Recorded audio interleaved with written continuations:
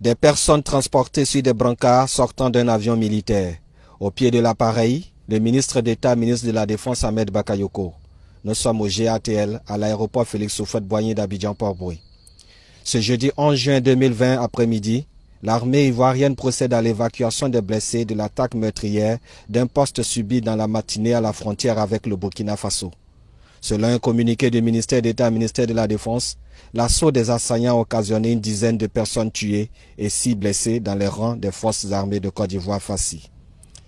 Par sa présence avec à ses côtés la haute hiérarchie militaire, Ahmed Bakayoko apporte ainsi son soutien aux soldats blessés, mais aussi sa détermination à faire front à cet ennemi qui a endeuillé la nation. Écoutez, le chef d'état-major général a déjà fait un communiqué.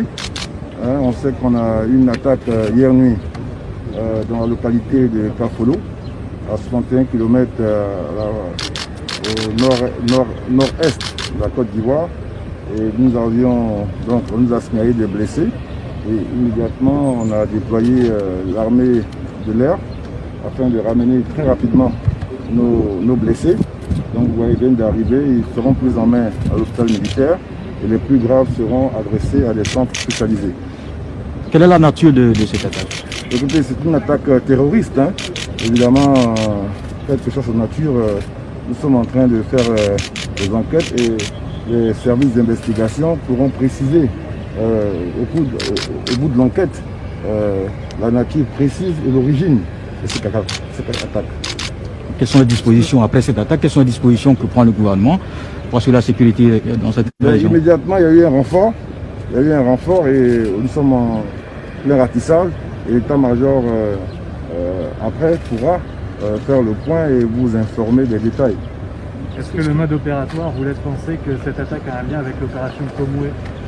Écoutez, il n'y a pas de cause particulière, il n'y a pas mis de cause à un attentat terroriste. C'est semer la terreur, c'est détruire des vies, c'est désorganiser les États, représailles ou pas. La seule réponse des États, c'est de faire face. Et nous nous organisons pour faire face.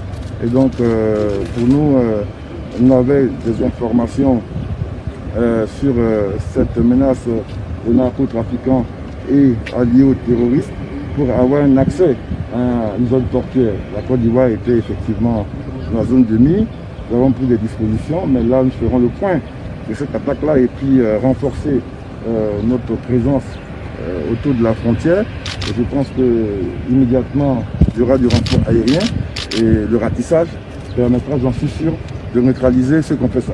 Est-ce que le parc de la Komoué est un maillon faible dans le dispositif de défense de la Côte d'Ivoire? C'est un maillon difficile parce que c'est évidemment, vous savez, les forêts sont toujours très difficiles à surveiller.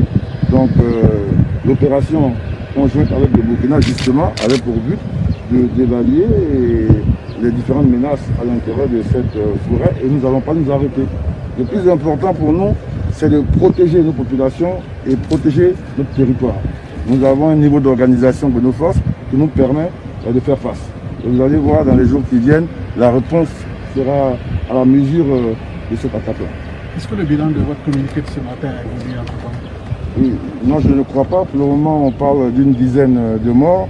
Donc, après l'arrivée et le point avec les services de santé, on pourra vous dire des choses plus précises.